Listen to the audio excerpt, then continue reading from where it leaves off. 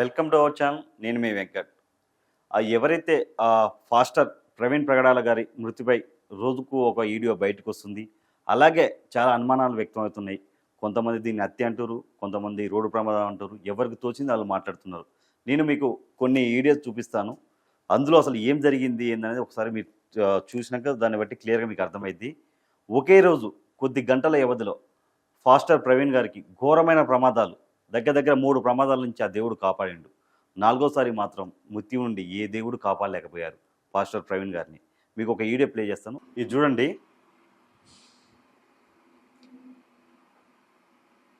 ఇగో ప్రవీణ్ ప్రగడాల గారు చూడండి. ఇగో జస్ట్ లారీకి డివైడర్కి మధ్యలో జస్ట్ గుద్దుగా ఆయనకైనా కింద పడిపోయాడు. లారీకి డివైడర్కి మధ్యలో క్లియర్గా మీకు అర్థమవుతుంది. నెక్స్ట్ ఇంకొక వీడియో చూపిస్తాను నేను. ఈ వీడియోలో చూడండి, ఇక్కడ కొంతమంది సహాయం చేయడం కూడా జరుగుతుంది. ఇక ఆల్రెడీ పడిపోయి ఉన్నారు, కొంతమంది సహాయం చేయడం జరుగుతుంది. అది చూడండి, ఫాస్టర్ ప్రవీణ్ గారు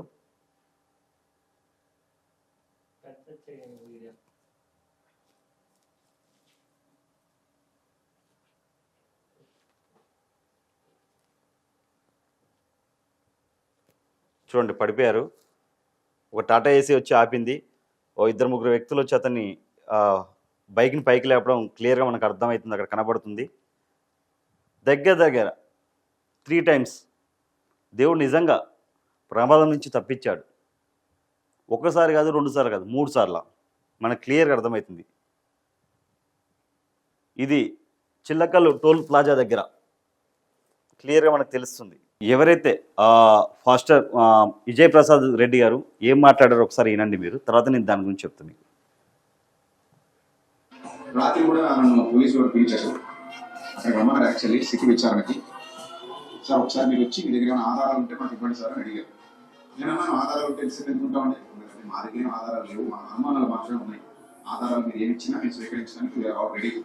మీరు పక్కగా యాక్సిడెంట్ అంటారా, మీరు అలాగే నిరూపిస్తే నేను దానికి ఒప్పుకుంటాం. ఇంకొక వీడియో చూపిస్తా చూడండి.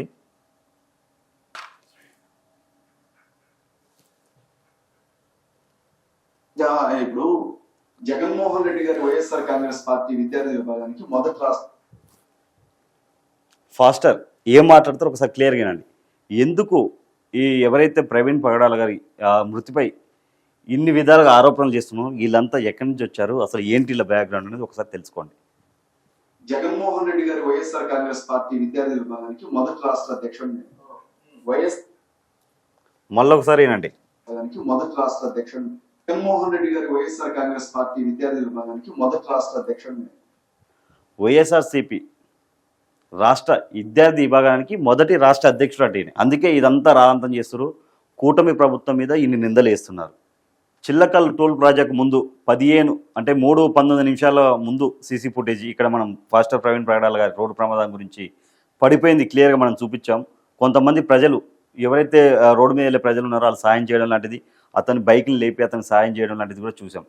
ఫాస్టర్ విజయ్ ప్రసాద్ రెడ్డి గారు మనకి మాట్లాడింది ఏందని క్లియర్గా అర్థమైంది. ఆయన ఏమంటున్నారంటే, మనం ఆధారాలు లేనప్పుడు ఎందుకు మనం అరిచి మృతి చెందిన ప్రవీణ్ గారి మీద ఎవరైతే ప్రవీణ్ గారికి మనశ్శాంతి లేకుండా చేయడం కరెక్ట్ కాదని ఆలోచనకు ఆయన వచ్చినట్టు క్లియర్గా మనకు అర్థమవుతుంది.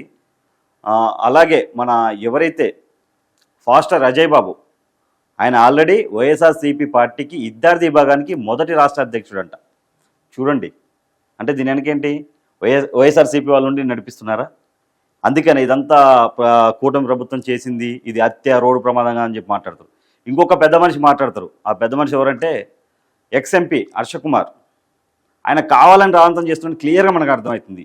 ఎవరైతే ప్రవీణ్ పగడాల గారి ఫ్యామిలీ మెంబర్సే కానీ ఇప్పటి వరకు దీనిపై ఏమీ మాట్లాడలే, ఎలాంటి ఆరోపణలు చేయలేదు, కుటుంబ సభ్యులు ఇంతవరకు బయటికి రాలేదు, దీనిపై ఎలాంటి అసలు ఎలిగేషన్స్ కూడా చేయలే. ఇంకా ఎవరైతే హర్షకుమార్ ఉన్నారో తను మళ్ళీ రాజకీయంగా బలపడడానికి, లైవ్ లైట్లోకి రావడానికి చాలా ప్రయత్నం చేస్తున్నట్టు క్లియర్గా మనకి ఇక్కడ అర్థమవుతుంది.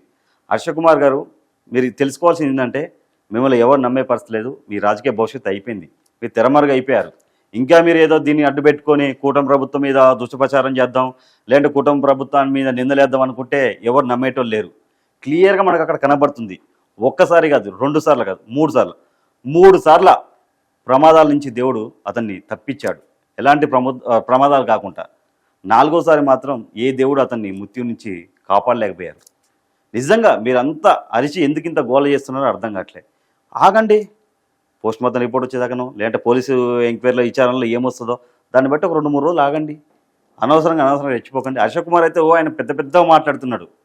నేను ఎక్స్ ఎంపీని, నేను 10 లక్షల మందితో నేను మీటింగ్ పెట్టాను, నేను లైవ్ లెటర్కి రావాల్సిన అవసరం ఏంటి, నాకు దీన్ని రాజకీయం చేయాల్సిన అవసరం ఏంటి అని మాట్లాడుతున్నాడు.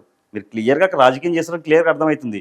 మీరు మొన్న ఎక్కడైతే ఘటన జరిగిందో, ప్రమాదం జరిగిన ఘటనలకు వెళ్ళి మీరు అక్కడ ఏదైతే అది అక్కడ గుంట ఉందో ఆ గుంటలో దిగి ఇది 6 అడుగుల గుంట, ఇందులో మనిషి పడితే చనిపోయేంత ఉంటుందా, ప్రమాదం జరగాలి తప్ప, ఇవన్నీ రాదంతం చేస్తారు. మానుకోండి, నిజాలు ఏంటో తెలుసుకోండి, ప్రభుత్వం మీద నిందలేయకండి. చూద్దాం ఏం జరుగుద్దో. ఇలాంటి వాళ్ళు ఎంతమంది మాట్లాడినా, ఎంతమంది రెచ్చగొట్టినా ప్రజలు ఆలోచించండి. క్రైస్తవ సోదరులు కూడా చెప్తున్నాం, కొంచెం దీని గురించి ఆలోచించి ఎవరైతే చెప్పినా నమ్మొద్దు.